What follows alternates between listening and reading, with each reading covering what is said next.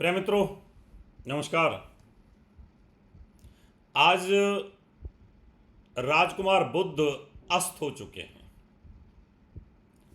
Blind हो गए हैं, अब उनको दिखाई नहीं देता।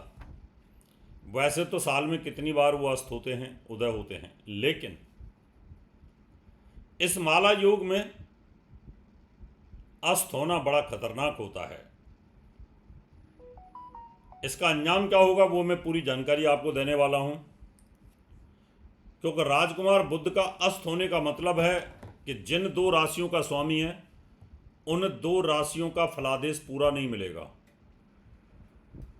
और अगर वही राशि अच्छे बाबों की स्वामी हो जाए या बुरे बाबों की स्वामी हो जाए तो तकलीफ होगी। 12 की 12 राशियों का फलादेश आपको देने वाला हूं, लेकिन हमेशा की तरह वेद मंत्र ओम उद्बुद्ध स्वाग्ने प्रतिजाग्रही त्वम इष्टा पूर्जे संसृजे थाम्यम चह अस्मन तद्दस्त्र अस्मन विश्वे देवा यस्मान सीदुत ओम बुम बुद्धाय नमः।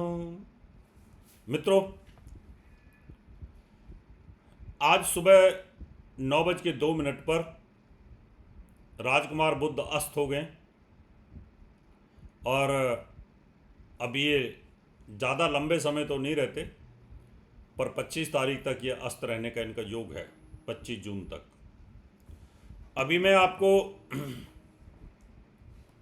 जानकारी देने वाला हूं कि ये जो बुध है अस्त होने पर कौन कौन सी राशियों पर इसके बुरे प्रभाव होने वाले हैं, वो पूरी डिटेल जानकारी दूंगा। तो हम मेष राशि से शुरुआत करें, लेकिन उससे पहले मैं आपको एक सूचना दे दूं, आपको बता दूं कि मेरे YouTube चैनल को आप सब्सक्राइब करें, नोटिफिकेशन बेल को दबाएं, वीडियो को शेयर करें और वीडियो को लाइक करें। मेष राशि वालों के लिए जो बुध है छठे भाव का स्वामी है और दूसरे भाव में बैठा, दरिद्र योग बना के बैठा है, अच्छा फल नहीं देगा। और अभी अभी मैंने कहा था पिछले एपिसोड में कि मेष राशि वालों के लिए बृहस्पति अच्छा होगा। दोनों में विरोध नहीं है। अगर आपकी बुध की दशा चल रही है, आपकी बुध की अंतर्दशा चल रही है, तो बुध अपना काम करेगा। आपकी बृहस्पति की दशा चल रही है, बृहस्पति अपना काम करेगा।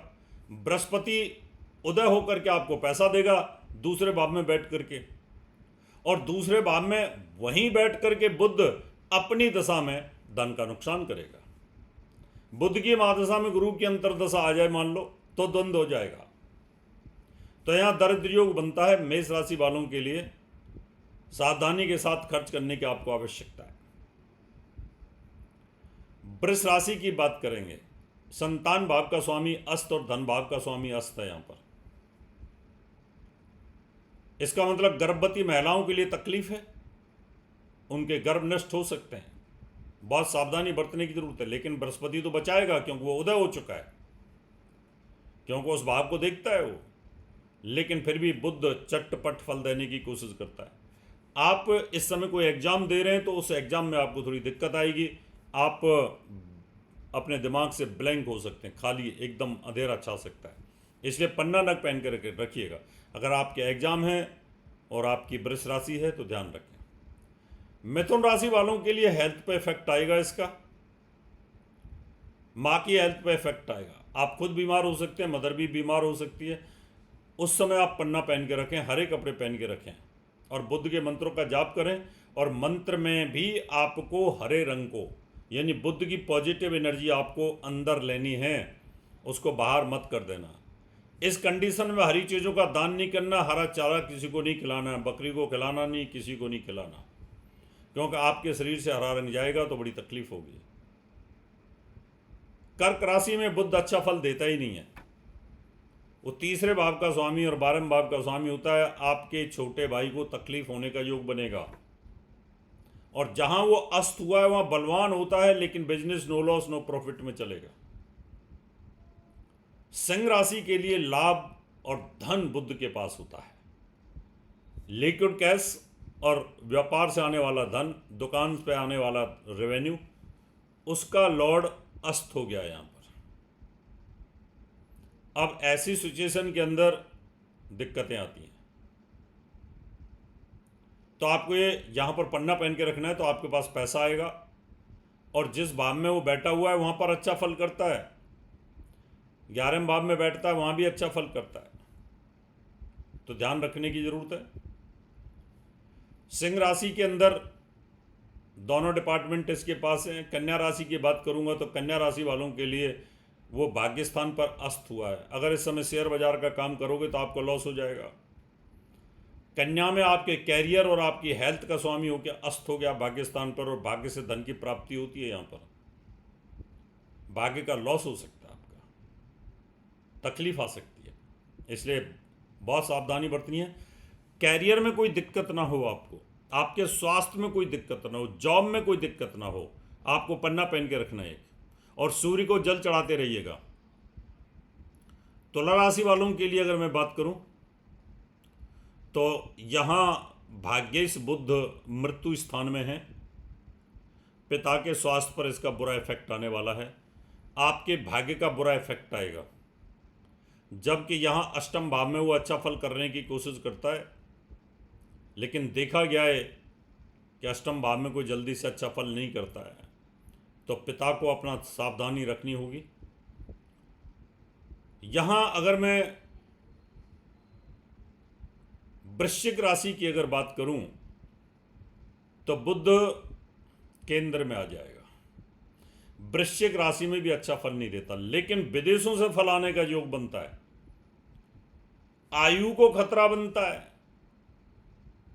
अगर आप उम्र के अंतिम पड़ाव पर हैं और बुध अस्त हो जाए और आपको कंपन की बीमारी है, नर्वस सिस्टम कलेप्स है, तो आपको दिक्कत हो सकती है। लंबी आयु के लिए, बड़े भाई की लंबी आयु के लिए, व्यापार की वृद्धि के लिए पन्ना पहन के रखें। और मेरी तरह यहाँ पर मैंने तो भगवा मिक्स लगा रखी है, लेकिन आप भगवे रंग की टोपी के बजाय आप हरे रंग की टोपी पहनेंगे तो आपको लाभ मिलेगा। धनु राशि में केंद्र अधिपति दोष लगता है, यहां दिक्कत आती है। आपके कैरियर और आपके पत्नी का स्वामी, पति का स्वामी रोग स्थान पर है, अस्त हुआ है। पत्नी का स्वास्थ्य खराब होना, जॉब पे इसका इफेक्ट आना, उसके लिए भी आपको पन्ना पहनना पड़ेगा। अस्त ग्रह का नग पहनना चाहिए, क्योंकि उस ग्रह को दिखाई तो दे नहीं रहा। आपके बॉडी में हरा रंग कमजोर हो चुका है और उसी की दशा भी चल रही है, तो उस कंडीशन में आप पन्ना पहन के रखें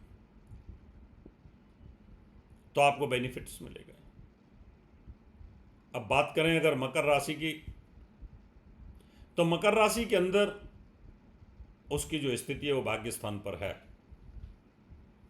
भाग्य स्थान पर आने की वजह से वो रोगेश भी है, संतान के घर में जाके अस्त हुआ है, वो भाग्येश भी है, तो पन्ना पहन सकते हैं। और कुंभ राशि की अगर मैं बात करूं तो कुंभ राशि के अंदर अष्टमेश है, आयु का स्वामी अस्त हो गया है।